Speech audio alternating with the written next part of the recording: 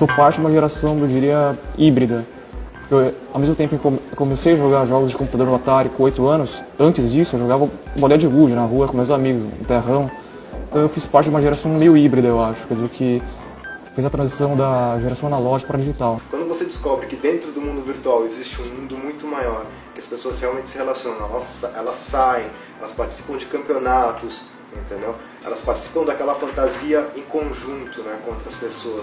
O game hoje, num primeiro momento você olha e fala, isso é pro cara ficar em casa apertando o botãozinho. No segundo momento você fala, pô, mas o cara não está jogando sozinho em casa, ele está com mais gente. No terceiro momento você percebe que existe uma coisa chamada Lan House. No quarto momento você entende o que é um MMORPG, um Massive Multiplayer Online RPG. A gente está falando de uma nova mídia que ainda engatinha, ela não está pronta e ela não vai estar pronta nos próximos 5 anos. Ela vai se desenvolver. O pessoal falava game é uma coisa pra gente que não tem o que fazer, game é uma coisa pra... E ao mesmo tempo você ia vendo assim, notícias do tipo, esse ano a indústria dos games está par e passo com Hollywood. É mais do que isso, é muito mais do que isso na verdade. Você vê que essa área de games ela mexe com simulação, realidade virtual, né? Então, por exemplo, um soldado que está lutando no Iraque, ele fez algum curso de simulação, ele jogou, né? Um médico que vai mexer com cirurgia laser, ele está fazendo simulação, é um jogo também, né? Em termos de tecnologia, a tecnologia do jogo hoje, quem mexe com tecnologia de jogo, programação, é um profissional que vai ter um mercado fantástico, né? Porque ele vai ter aplicações em tudo quanto é local.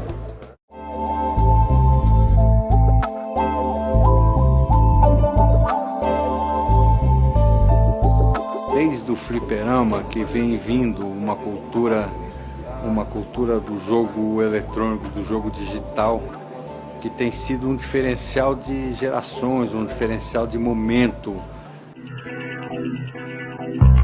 E isso, obviamente, é uma manifestação cultural, é um traço cultural do momento que a gente vive. Os números que a gente tem hoje, são os números que a gente trabalha, é uma população de 6.700.000 casual gamers, que são pessoas que jogam menos de 15 horas por semana e veem no jogo uma forma forte de entretenimento e um hobby, mas não são exatamente gamers que ficam lá, querem descobrir, que passam horas e horas tentando ser melhor nos jogos. A gente tem 200.000 hardcore gamers, que são os gamers que realmente se preocupam muito em games. Games é uma das principais preocupações da vida deles, são os caras que compram CD, que baixam atualizações, que entram na internet, que disputam, participam de pequenos torneios.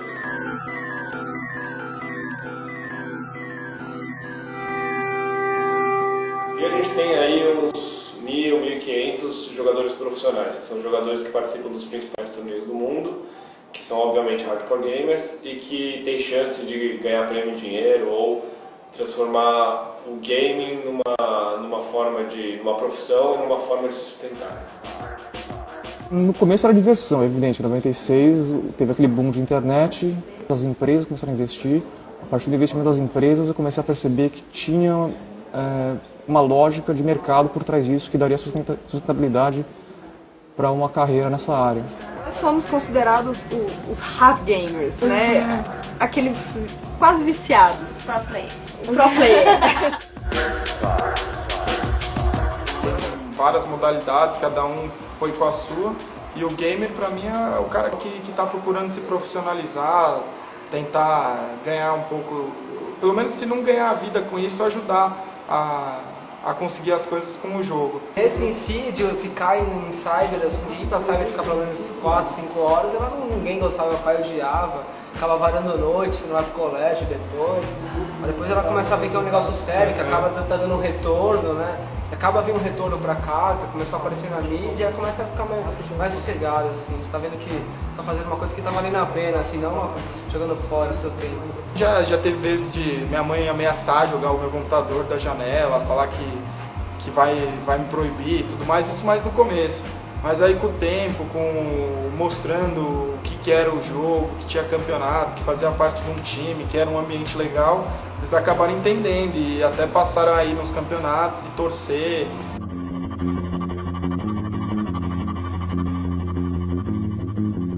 Não, vi uma molecada no saguão, achei estranho, perguntei e me falaram desse campeonato. Deus é digital, estamos na época do Deus digital, então Olimpíada digital não é má ideia. Você concordaria que é um esporte? Que pode jogar de barriga, não, concordo que é um esporte, concordo que há competição e que há mandingas e malícias para poder ganhar. Acho que vai dar bom fruto, é bom que aconteça isso. A gente vai jogar Counter-Strike, a expectativa tá muito grande, o evento parece que vai ser demais, tá traindo muita gente, tem time de todos os lugares do Brasil. A gente saiu de Minas, com tudo pago, e vim pra cá jogar Counter. Oi, eu sou o Noid, eu vim de Maceió, aí daí eu vim aqui pra tentar concorrer a CPL com o meu time, o Horsepower, vim tentar encavalar todo mundo pela lei da encavalação, só que não deu certo.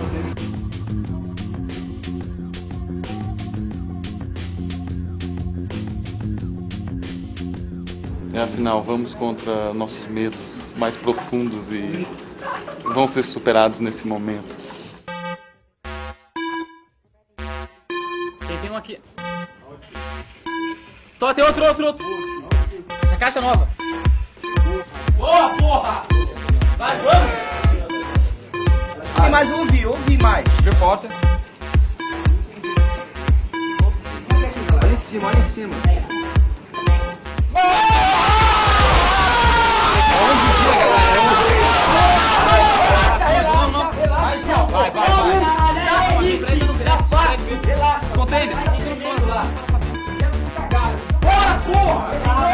Aí, existem alguns países, como China, Coreia, Suécia, o Chile na América Latina, que que assumiram o esporte eletrônico como um esporte, uma modalidade esportiva, apoiada pelo governo, com confederações e federações, e que já tem representação política, são modalidades esportivas discutidas, eles têm fóruns, já existem movimentações para tentar se educar, profissionalizar jogadores. Então é tratar realmente o esporte eletrônico como uma modalidade esportiva tão importante quanto modalidades offline. Considero muito esporte, envolve patrocínios, tem que ter uma dedicação muito grande, tu perde muito, tu usa muito tempo da tua vida no dia a dia treinando, indo para eventos, e acho que pode ser muito considerado como esporte, sim. Claro que ele tem que ter uma inteligência, ele tem que ter uma percepção daquele jogo, tal qual um esportista tem do seu campo de atuação. Eles fazem uma representação do esporte. Eu não vou chamar um cara que sai dando tiro no seu console de atleta. I wouldn't put so much time into something I wouldn't consider a sport. If it was just like, a normal hobby, it would be insane to use so much time and be so, affected to the game, put such a hard schedule in it and be so focused on it. That's the difference between a hobby and when something is a sport for you. Of course it's a sport. It's really, after each game you're really exhausted because you're using your mind a lot and your reaction time, and you have to stay focused all the time for 1.5 hours just for a game.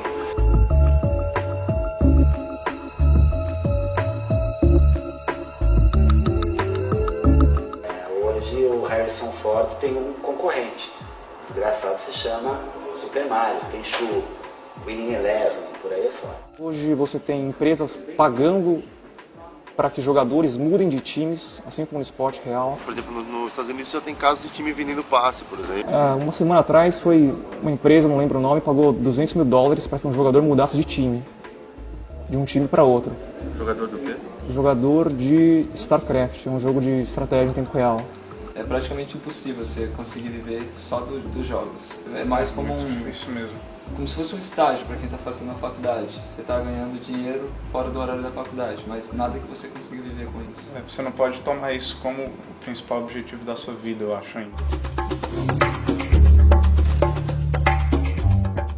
Não é uma coisa muito bem vista ainda, né? Visto que, a maioria das famílias, principalmente, são muito contra, né? Porque o pessoal aqui ainda está a um passo atrás, eu diria. Então, como a gente não tem muitos jogadores que são pagos para isso, alguma coisa assim, a maioria do pessoal não aprova. A gente vai assistir replay de jogo pra saber, olha, aquele ali joga com a arma tal, a posição dele é assim, o estilo de jogo dele, ele avança mais ou ele fica mais recuado.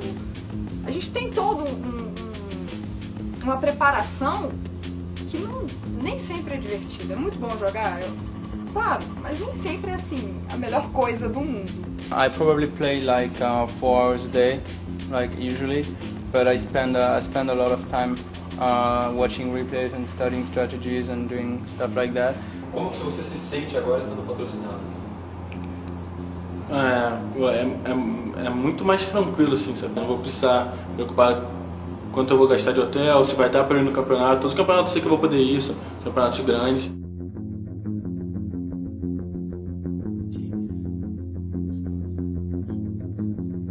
Ainda é um jogo elitizado, querendo ou não. Não chega a ser um elitizado como um golfe. Mas é um jogo elitizado que você precisa ter um apoio financeiro por trás para ter uma conexão na sua casa, para ter um computador ou para estar sempre jogando uma lan house. Acontecem de vez em quando até algumas brigas, onde os pro gamers acham que eles impulsionaram as lan houses e as lan houses que falam que impulsionaram os pro gamers.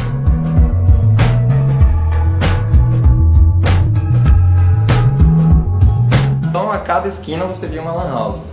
E o cyber game sempre foi muito atrelado a isso, principalmente no Brasil. Isso lá fora não é assim, tá? Isso é um cenário típico do Brasil, que os times, jogadores são muito ligados à lan house. Por causa do esquema, da estrutura na Europa de internet, conexões, eles são muito mais desligados na lan house do que no Brasil. No mundo virtual, acho que a gente é bem famoso, assim, pô, pelo menos todo mundo do Counter com certeza deve conhecer o nosso time e tal, nossas campanhas, nossos campeonatos. Na Coreia, cara, é bem diferente daqui. Por exemplo, tem um cara que chama Boxer, que ele é tipo um showman, assim, do StarCraft. É o cara mais conhecido lá. Então tem até chocolate do cara, meu. Esses caras, eles têm um poder para replicar a marca, para replicar a opinião deles muito grande. Cada um desses hardcore gamers, ele consegue impactar na compra de 5 computadores anualmente. Então, se você tem 250 mil jogadores, você tem cerca de 1.200.000 computadores sendo vendidos com alguma influência desses caras. Descobriram também que as mulheres também se interessam por games e computador e processador e tecnologia, ou seja, por que não também investir nas mulheres, né? Tem toda como é que eu vou dizer, um marketing em volta do produto. Mod experience? I'm not sure. It's very evolving, and when you're competing in a game or playing a game, you just want to get better and better and better. So you play longer and longer and longer. So yeah, I guess it's as, can't think of the word. Mentally addictive. Yeah, mentally addictive. Yes, I haven't played for 2 days. We've all seen it. You can't say it's not addictive. Yeah. Saying it's addictive in a movie, it's like it sounds lame, but it's true. It's like inject a PC in your arm. It's not like that really. It's that funny that you need to play all the time. Yeah. It's like football can be addictive too if you like to play football a lot. Really. Yeah. So. Agora, você pode ficar viciado em jogar videogame, assim como você pode ficar viciado em adivinhar a placa de automóvel. Eu tenho um amigo que fica sentado numa esquina e ele tenta adivinhar a placa, se é par ou ímpar. Você entendeu? É uma estupidez, mas o cara fica viciado nisso, você entendeu? Pra mim o problema não é o videogame. O problema é o cara que fica viciado num certo tipo de experiência. E a vida é muito maior do que aquela experiência, né? A vida é maior do que o videogame, isso é bom deixar claro. Agora, é maior do que qualquer outra experiência, do que o futebol. Tem gente que é viciada no futebol.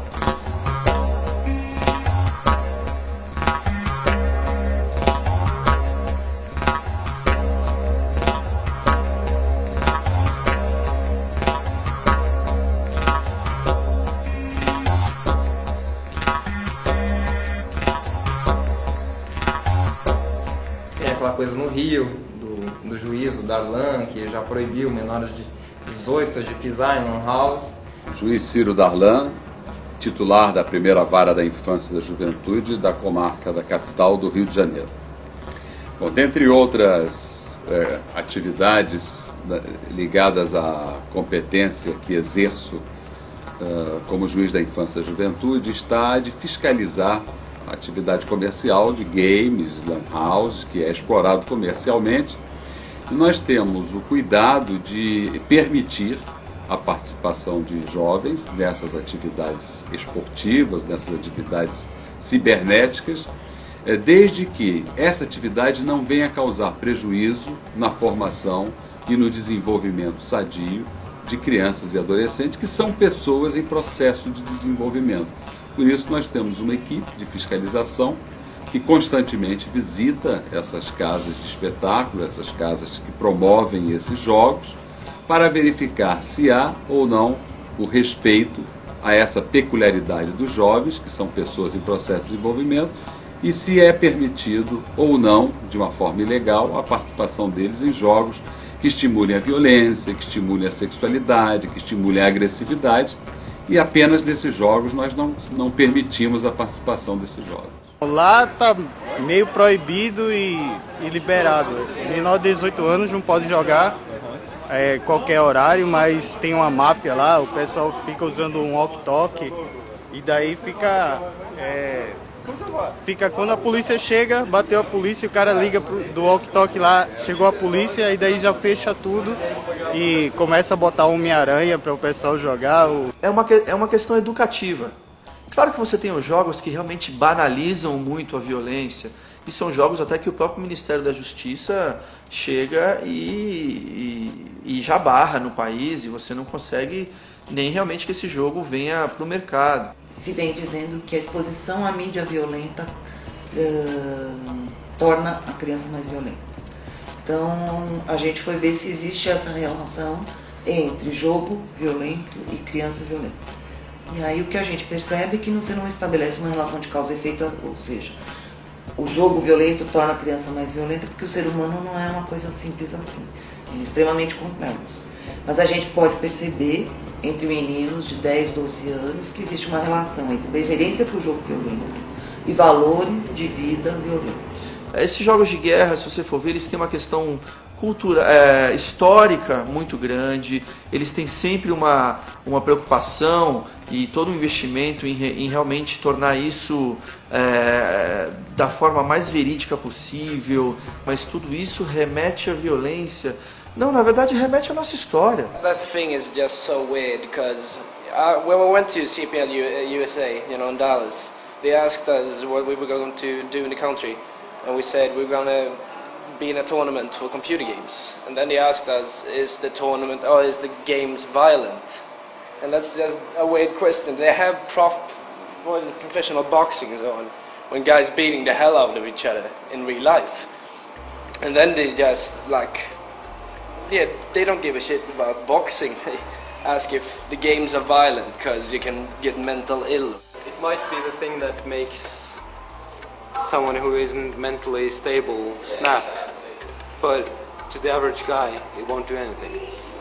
And if he doesn't get it from a computer game, he'll get it from a movie or a boxing match, or just watching the news from the wars going on in the world. People getting killed and all of that. The games are not at fault. It's the people, and it's basically just how the world functions. Tem uma frase que eu achei muito legal que diz que o game hoje é um dos grandes ícones da cultura pop, né? Por exemplo, você tem na década de 60, 50, o grande vilão da cultura pop eram os quadrinhos, as revistas em quadrinhos, né? E existiram vários, você vai ver no livro do Gerard Jones, você vai ver várias leis que foram criadas nos Estados Unidos para que jovens não tivessem acesso, pais, associações de pais, mestres e tudo mais, que impediam garotos de ler quadrinhos, né? O meu primeiro projeto de lei era inibir essa atividade na cidade de São Paulo.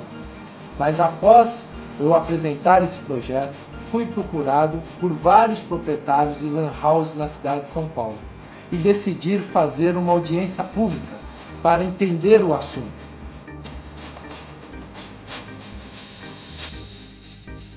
Então, para isso, criamos o que no projeto de lei? Proibimos a venda de bebidas alcoólicas e de cigarros nesse local. Se for permitido fumar, terá uma área específica para fumantes. Iluminação natural, ou seja, a pessoa que está naquele ambiente, ela tem a sensação de hora, de tempo, não como no shopping center, que às vezes você entra de dia e quando você sai você se assusta que está de noite. Mantendo o maior tempo você lá para os gastos em compras. Mantemos também a solicitação de móveis ergonomicamente corretos para as pessoas que vão utilizar. Softwares que não sejam piratas, que usem maquinários de acordo com a lei e também que tenha a faixa etária dos seus jogos de acordo com o Ministério da Justiça. Então, por que não utilizar essa estrutura que já existe das lan houses e de casas do gênero para começar também a fazer trabalho para a sociedade? Então, mas para isso precisava de uma regulamentação, porque nós éramos classificados às vezes como fliperama, às vezes como lanchonete, às vezes, enfim, não tínhamos uma regulamentação própria.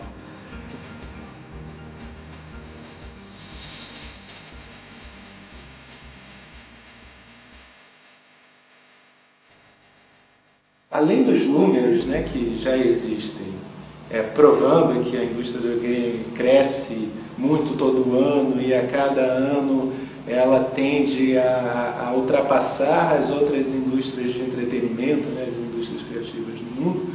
Além disso, que é um dado super importante, um dado que no final das contas as pessoas levam em conta, eu via que nesse tipo de indústria estava sendo desenvolvida uma estratégia de criação coletiva em tempo real que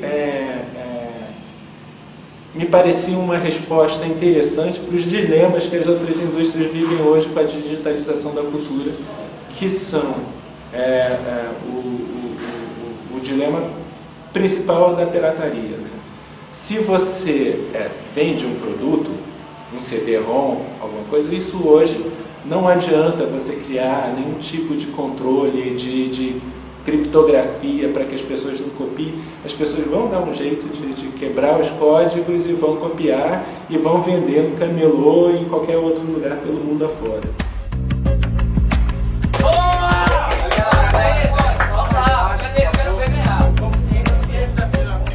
Em cima da caixa! Em cima da caixa! Desceu! Eu acho assim, a pirataria ela é nociva, ela faz as empresas perderem dinheiro, mas se não fosse a pirataria, a gente não teria um mercado de games hoje no Brasil. As pessoas não teriam jogadores de videogame no Brasil. Mas existem várias razões para a gente não ter uma indústria forte de jogos no Brasil. A mais recente delas é a pirataria, mas ela não é uma razão, é uma consequência, na verdade, de uma ausência de uma política clara para que os conteúdos sejam mais baratos, que eles cheguem às pessoas com mais facilidade, que sejam mais democráticos. Então a pirataria nada mais é do que uma consequência de um mercado estrangulado, à mercê do escoamento de produtos internacionais, e o Brasil não se afirma aí como uma economia própria. Eu mando uma carta a cada 15 dias para o FBI. Bobagem que eu faço, mas enfim. É o cara do FBI que é responsável pelo software, pela pirataria de software no mundo. E eu pergunto para ele, escuta, eu como jornalista, como diretor de programa e colunista de jornal, o que eu respondo para o moleque que me pergunta?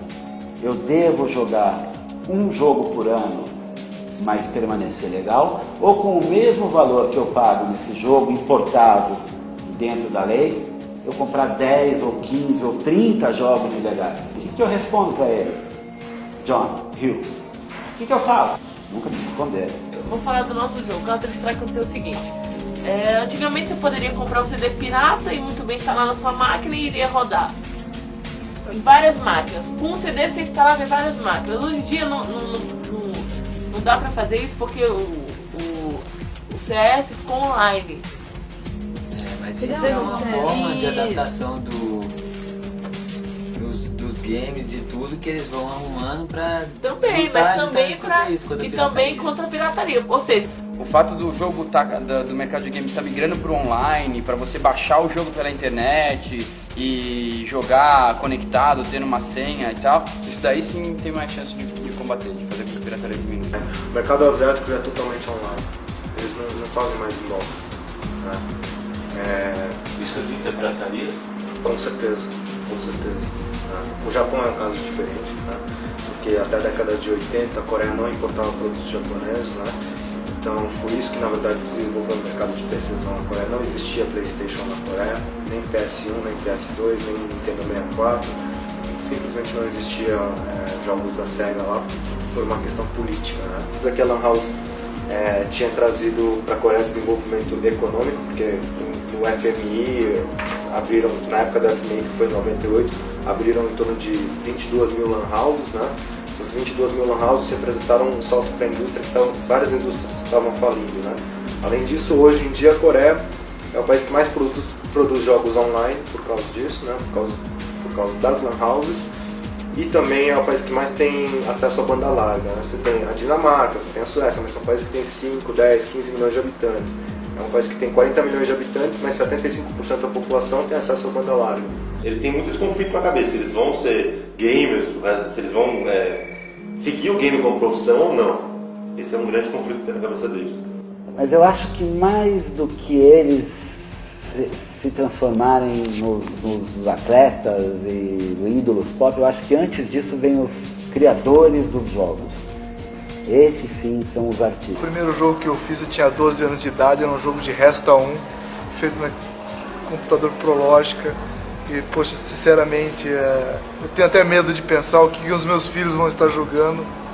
É um universo totalmente novo. Quando você vai fazer um jogo, a primeira fase assim é você traça um roteiro do jogo, você define como ele vai funcionar, tem um que a gente chama de game design, né? Você projeta o jogo, como ele vai funcionar.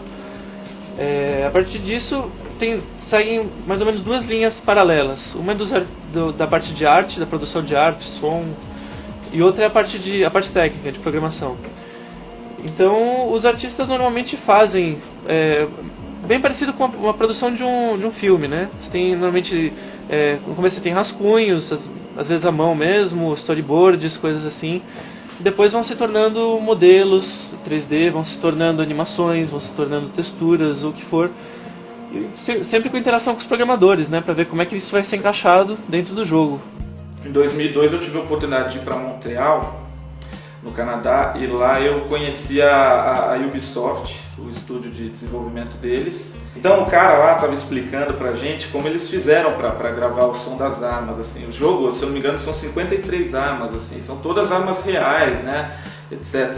Então ele estava explicando que para ele gravar esses sons, eles tiveram que se isolar lá no deserto dos Estados Unidos, montar toda uma estrutura de gravação de som para pegar o som assim dos disparos de cada arma e assim, tem o disparo, tem sei lá, engatilhar a arma, tem trocar o cartucho, e ele explicou um lance lá de quando é a última bala que está no tambor, o som do disparo é diferente. Todo um cuidado desse para um jogo.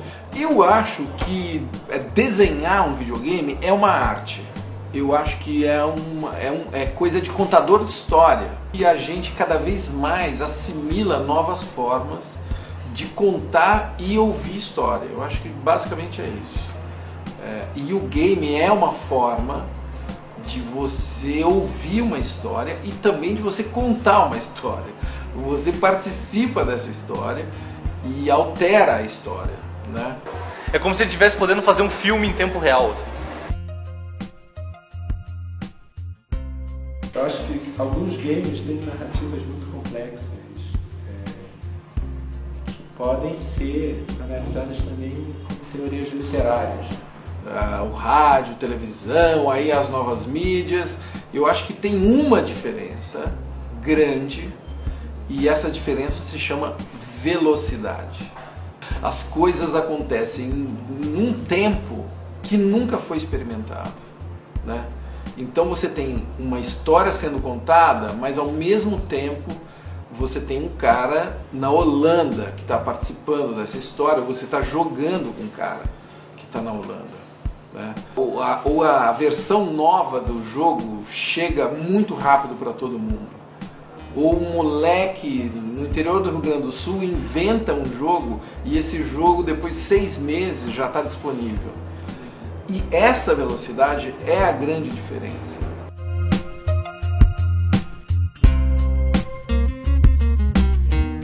tem o mundo da fantasia, né, que é matar monstros, criar clãs, participar de missões. E você tem um jogo do estilo Dare, né, que é um jogo que é uma incógnita gigante, que foi lançado há uns 6 meses atrás, e que assim, é um mundo virtual que você pode povoar ele. Você tem uma economia dentro desse mundo, né? Você tem os Dare Bucks, e a economia desse mundo está vinculada à economia real, entendeu? Então, 1000 Dare Bucks equivalem a $1, né? O que acontece? Tem um caso de um cara que entrou nesse mundo, povoou esse mundo, né? E ele falou: vou ganhar dinheiro. Como que eu vou ganhar dinheiro?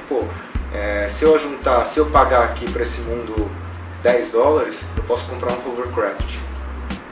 O mundo era enorme, gigantesco. Você tinha uma variante de paisagens muito grande. Ele comprou esse hovercraft e falou assim: vou alugar esse hovercraft para as pessoas que não têm dinheiro para comprar hovercraft. Ele fazia viagens de hovercraft pelo mundo por $2. Então o cara começou a fazer uma porrada de viagens, abriu uma agência de turismo virtual. É ridículo, hoje é ridículo, vamos imaginar isso no futuro, tá? Isso é uma brincadeira. Ele juntou essa graninha e falou assim: pô, isso aqui não tá dando certo porque tem uma porrada de concorrente. Várias pessoas começaram a copiar ele. O que ele fez? Ele falou assim: vou abrir uma camisaria virtual. Então ele fazia camisetas em JPG e vendia para as pessoas dentro desse mundo virtual. E as pessoas compravam essas camisetas. Mas isso eu acho que não é diferente um pouco da coisa que a gente já vive na sociedade e na vida real. Quando você compra um Nike, você não paga o valor do Nike, você está pagando um valor que é totalmente virtual, por causa que tem aquela marca, que aquela marca significa um monte de coisa para um monte de gente que está conectado naquela marca, etc. Então você está pagando isso, você está pagando o preço de um tênis que custa, sei lá, $2 para produzir na Indonésia. Você está pagando $100.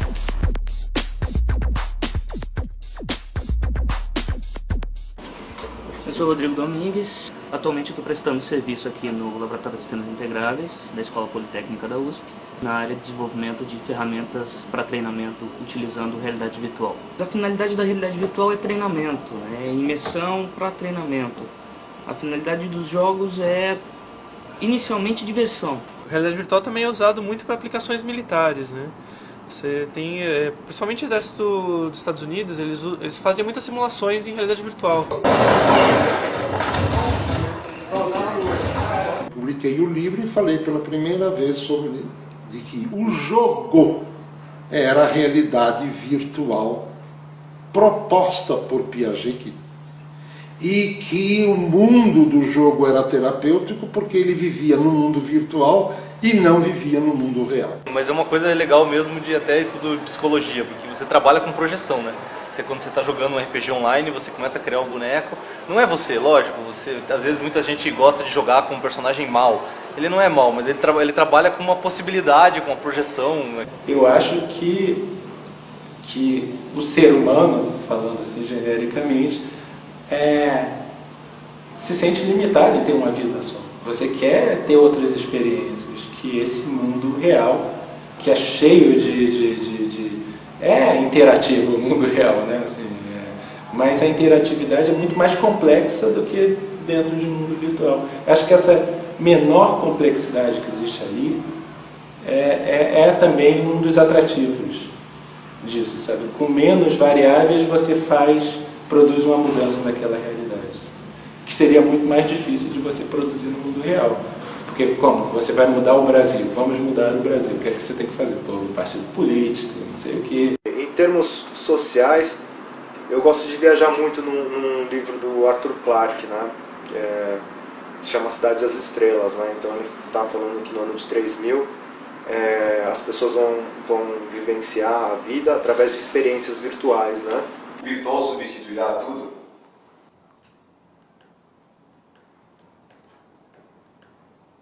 Olha, o virtual não substituirá tudo porque não cabe no disco rígido.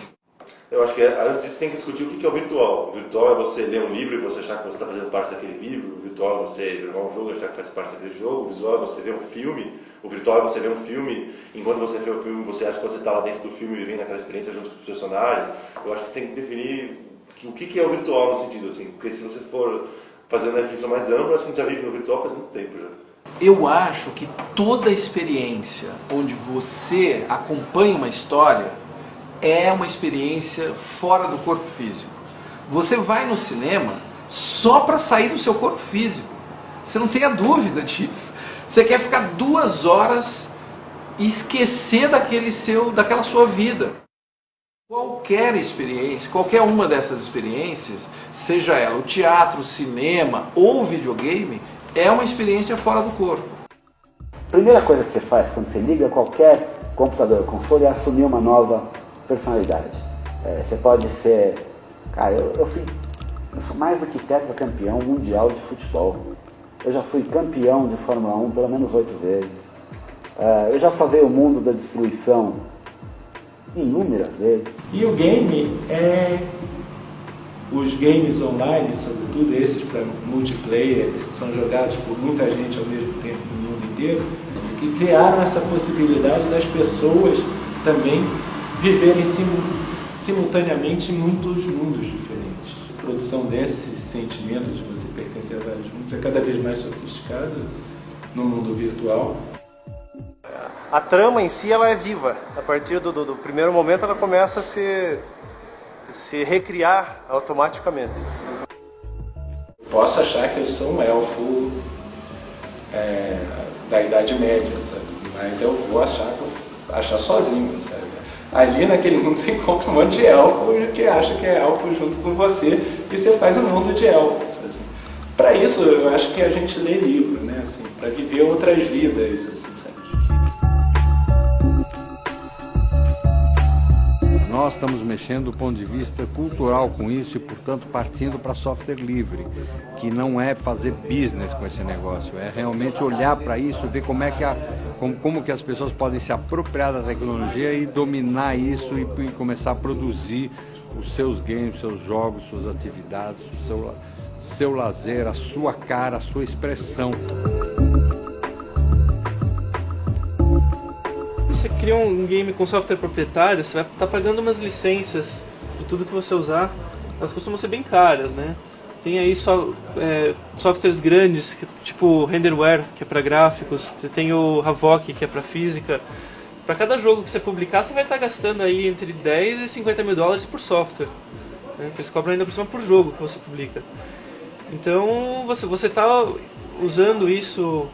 em vez de pagar isso, você está usando ferramentas equivalentes que fazem as mesmas coisas, só que são grátis, você economiza muito na produção. Você consegue fazer uma produção barata.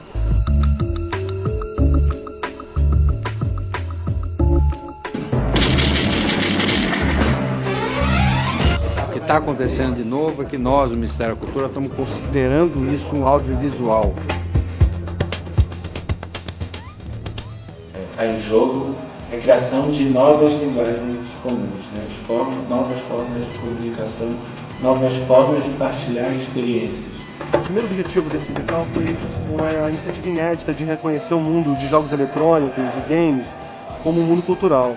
Historicamente, esse universo nunca foi reconhecido como um mundo cultural relevante, com um enorme significado audiovisual, e essa iniciativa teve esse objetivo.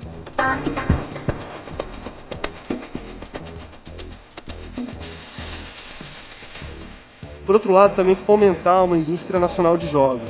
O Brasil ele é um mero polo de escoamento e consumo de jogos, mas não de produção de conteúdo nessa área.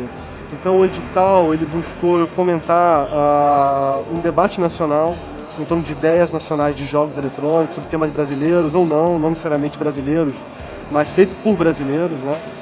E também a realização de demos jogáveis, que são instrumentos fundamentais na comercialização dos jogos. Esses demos serão financiados pelo Ministério no valor de R$30 mil.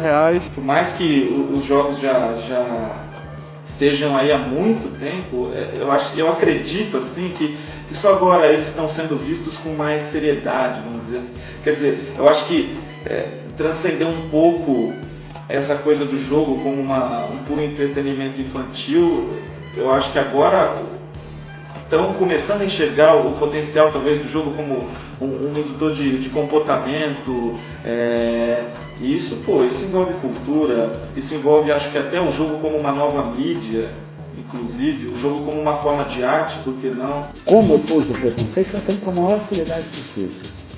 Sempre. Eu não estou falando com amigos de 18 anos, eu não sou Xuxa. Eu estou falando com um cara de 25 anos. Eu estou falando com um cara de 30 anos, estou falando com um cara de 20 anos.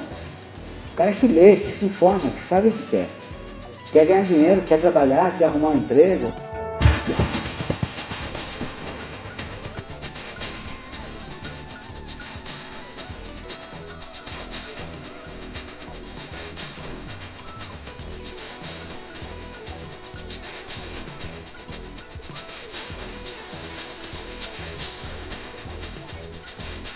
Porque é uma linguagem importante, uma linguagem multi, né? Uma linguagem em hipertexto, né? Porque você tem literatura, você tem desenho, você tem som, você tem áudio, você tem, enfim, aí você entra nos outros níveis, né? A ecologia, a antropologia, a sociologia, tudo isso, na composição dos games, tudo isso entra, né? A história, a geografia, enfim, a ciência de um modo geral, não é? As tecnologias, tudo entra na composição do game. O game é tudo junto, é o cinema, o teatro, a música, a literatura, enfim, tudo junto. E além disso, as formas de expressão, quer dizer, a capacidade expressiva de cada grupo, de cada indivíduo, de cada garoto, de cada jovem que vai trabalhar com isso é importantíssimo. Tem que avisar de passar, Fred. Por favor, avisa, Fred. 4 e 5. Fora, ajuda. Boa! Mais dois. Pra que lado que o game vai ir afinal? Se ele vai pra questão esportiva, e aí ele vai ser mais um esporte, e você vai ter lá na premiação de final do ano dos atletas mundiais, vai ter um segmento game. O melhor jogador de um jogo lá de futebol virtual. E o cara vai estar lá do lado do Zidane, lá aqui o meu joystick de ouro. Vai, por que não?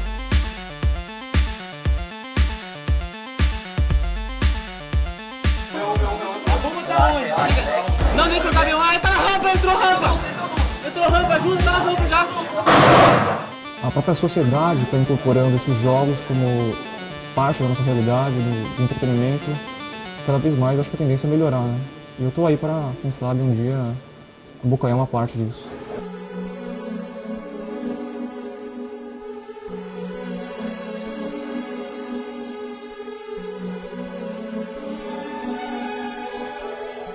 A gente tende a projetar para o futuro uma série de coisas que já estão rolando sem a gente se ligar. O William Gibson tem uma frase legal, que ele fala que tipo, o futuro já chegou, ele só não foi distribuído. É bem por aí, eu acho. Sabe?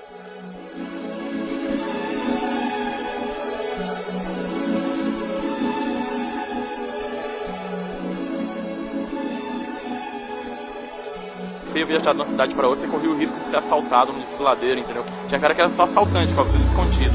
Aí você ia fugir, ou você ia viajar, os caras ficavam te esperando nos penhascos, esse tipo de coisa, desfiladeiro, pra poder te matar, entendeu? Fazer emboscada. Muitas vezes, assim, uma vez mesmo a gente estava numa cidade, se você lutasse na cidade, você era morto pelos guardas. E se você fosse lutar também, você não podia entrar em cidade nenhuma. Então um cara morreu, e caiu um monte de armadura, assim, ficou só coisa cara. E a gente, jogador normal, não conseguia nunca, quem tava iniciando, jogador adiantado. E aí a gente pegou e catou essas armaduras, né? Eu falei pros caras, pô, vamos viajar pelo caminho mais longo, que é mais seguro. Os caras, não, vamos pelo mais curto, não sei o que, encheram o saco. Eu falei, certeza que lá vai ter os caras que vão assaltar a gente, vai matar a gente, entendeu? Aí os caras teimaram e a gente foi. E quando a gente pegou, entrou num lugar que não tinha saída, até uma galera que montou em cima da gente, puxaram um monte de elemental, né? Elemental são tipo uns monstros que você conjura, assim, tipo elemental da água e tal. Aí os caras fizeram uma galera e mataram todo mundo, a gente perdeu as armaduras, ficou todo mundo puto, que a gente viajou uma noite inteira, mas uma noite inteira mesmo, assim, jogando, entendeu? Porque era mais ou menos tipo tempo real, assim, tipo, você queria ir de Britânia para outra cidade, às vezes você passava a noite inteira jogando, viajando, né? Pra poder chegar nos lugares.